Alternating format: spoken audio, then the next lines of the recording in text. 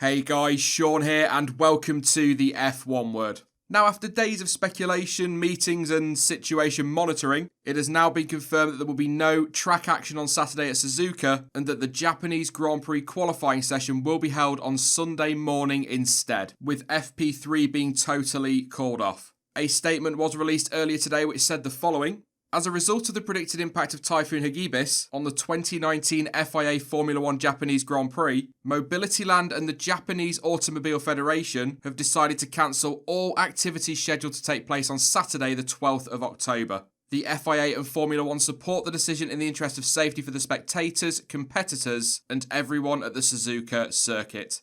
So qualifying will take place at 10 AM local time, that's 2 AM in the UK, with the race still set to start at its original time, so no changes to that at all. Despite the session being moved though, it is still under some threat, as there is a chance that Saturday's conditions could carry over into Sunday morning. Therefore, it has also been confirmed that should qualifying still not be able to take place, the results of FP2 will form the grid for the race. I don't really think that there's too much I can say on this. It does make complete and total sense though. Yeah, maybe the decision could have been made sooner, but at least it's been made in advance and fans weren't left to travel to the circuit in dangerous conditions, only to find themselves sat watching nothing happen apart from the obvious session delayed and track inspection soon messages from race control. And we all know how exciting they are. I mean, ultimately, if the forecast is showing that conditions will be so bad that running can't happen and the safety of fans, marshals, whoever is put at risk, then common sense must prevail, and this was 100% the correct call. Of course, it will be disappointing for the fans who were set to be there tomorrow, but surely it's better to be safe than sorry. Something I do want to mention though is that nobody really seems to know, least of all me, what's going to happen when it comes to things like Parc Fermé should FP2 end up being the qualifying result. Obviously, normally once a car goes out for Q1, then they're in Parc Fermé, whereas now that's kind of up in the air. So if you've got any ideas as to how that's going to work, please do let me know in the comments, because it'd be awesome to know. However, when it comes to the tyres, and according to Jenny Gao over on Twitter, if we don't get a qualifying session on Sunday morning, then the teams can start their drivers on whatever tyres they want to. So that's that one cleared up at least. They're not going to have to start on the tyre they set their fastest lap in FP2 on.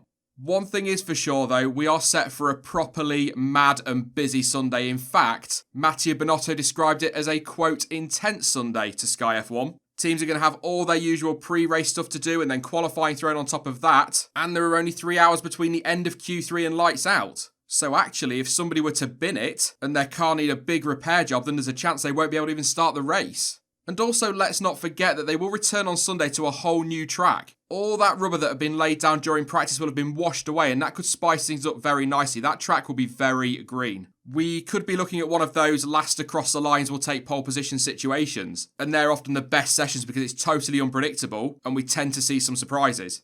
All in all though, not really much to say on all of this, to be honest. Just to reiterate that it's the right call in my opinion, and the safety of the fans, marshals, teams and drivers had to be absolute priority. And that's what it boils down to, it's a safety decision.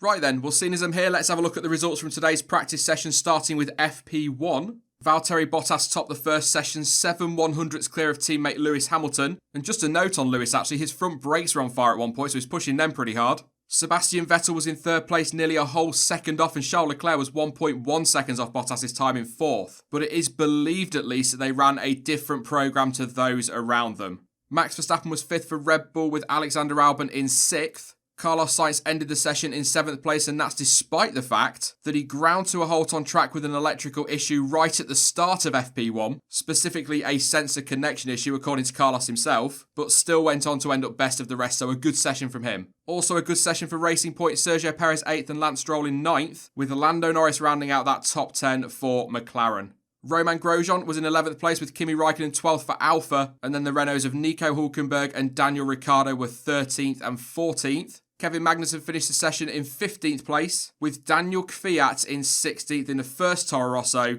and a huge shout out for Naoki Yamamoto, who finished just 1/10 of a second behind his far more experienced in terms of F1 anyway teammate. I know he knows Suzuka well, but that is a fantastic lap and a great debut. George Russell was 18th for Williams with Robert Kubica in 19th. And then Antonio Giovinazzi had a thoroughly miserable session, 8.1 seconds off the pace, only 4 laps completed before he cruised back to the pits with a technical issue. I've not seen any word, by the way, on what that is officially, but it was reported as a suspected hydraulics issue. As mentioned earlier, the results from FP2 now potentially hold some significance, as it could well be how the drivers line up on the grid for the race on Sunday, so I guess this is technically your provisional grid. And it was once again Valtteri Bottas who topped the session, a 10th clear of his teammate Lewis Hamilton this time. Bottas did have a spin at the final corner but did eventually get going, but he did compromise his teammate's lap though. But despite that, he still managed to top the session, so it's not all bad. Max Verstappen was third for Red Bull. They're looking better than I expected anyway this weekend so far, with the two Ferraris of Charles Leclerc fourth and Sebastian Vettel fifth and teammate Alex Albon in sixth. Carlos Sainz again best of the rest in seventh and comfortably as well, 3/10 clear of Sergio Perez in eighth, with Pierre Gasly ninth and Lando Norris once again taking 10th place. Kimi Raikkonen ended up in 11th place in the Alpha, but his session wasn't without incident. He was called back to the pits after a fault was picked up by telemetry, but it turned out to be nothing really to worry about and he was soon back out on track.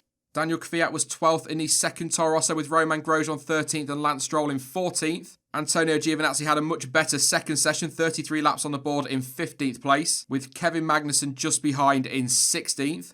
Daniel Ricciardo was 17th in the Renault, had a bit of a moment with Kevin Magnussen at one point though. The Aussie went for a move around the outside of the final corner, but had to back out of it as K-Mag moved across to almost put the squeeze on, but nothing really major there. But with Nico Hülkenberg in 18th, there's a bit of concern over what pace that Renault has got, but based on everything I've been reading post-session, the general feeling seems to be that they were running a very different programme to others, at least that's what McLaren seem to think anyway. So I guess Renault will be hoping that qualifying does go ahead on Sunday, otherwise they are in a right mess. And rounding off the order is obviously the two Williams boys, but this time around it's Robert Kubica 19th and George Russell in 20th. Overall, Mercedes are looking very, very strong indeed, and that is on both one-lap runs and with their race pace as well. On average, on the soft tyre, they are over a second quicker than the Ferraris, and both Ferrari drivers believe that that gap to Mercedes is genuine and Red Bull are also a threat. I guess at the end of the day we'll see on Sunday, but it's looking very good for Mercedes for now at least. That is it then for this Friday roundup, I guess. But you can let me know your thoughts on the postponed qualifying session or indeed anything from practice or the weekend as a whole down in the comment section.